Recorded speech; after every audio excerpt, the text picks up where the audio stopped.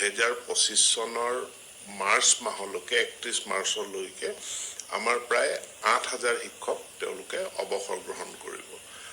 এইখিনিত ছেকেণ্ডাৰী শিক্ষকো আছে আৰু এলিমেণ্টাৰী শিক্ষকো আছে, আৰু এলিমেণ্টাৰীত সংখ্যাটো বেছি হয়, সেইটো 4,000-ৰ পৰা 5,000 শিক্ষকৰ ভিতৰত হ'ব। 31 মাৰ্চত ৰিটায়াৰ হ'ব।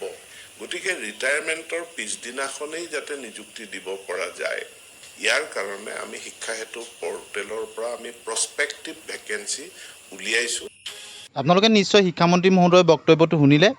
তেখেতে উল্লেখ কৰিছে যে 2025 চনৰ মাৰ্চ মাহৰ আগতেই LP, UP আৰু মাধ্যমিক পৰ্যায়ত 8,000 শিক্ষকৰ পদ খালী হ'ব, আৰু শিক্ষকজন ৰিটায়াৰ হোৱাৰ লগে লগে যাতে বিদ্যালয়ত শিক্ষকৰ অভাৱ নহয় তাৰ কাৰণে নিযুক্তিৰ ব্যৱস্থা কৰা হ'ব বুলি তেখেতে উল্লেখ কৰিছে। গতিকে টেট উত্তীৰ্ণ প্ৰাৰ্থীসকলৰ মাজত এক আশাৰ ৰেঙনি কঢ়িয়াই আনিছে শিক্ষামন্ত্ৰী মহোদয়ৰ এই বক্তব্যই।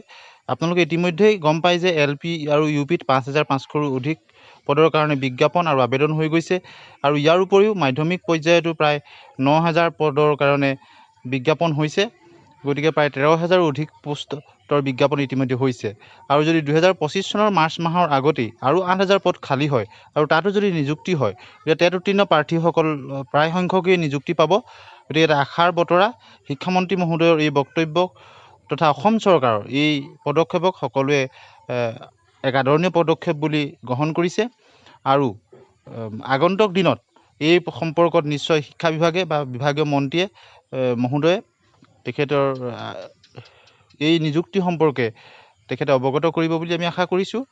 আৰু LP, UPৰ মেধা তালিকা প্ৰকাশেই হওক বা টেটকাম ৰিক্ৰুইটমেণ্টৰ কাৰণে আবেদন কৰাৰ নটিফিকেশ্যনেই হওক, সেই সম্পৰ্কত শেহতীয়াকৈ আপডেট আহিব বুলি আমি আশা কৰিছোঁ।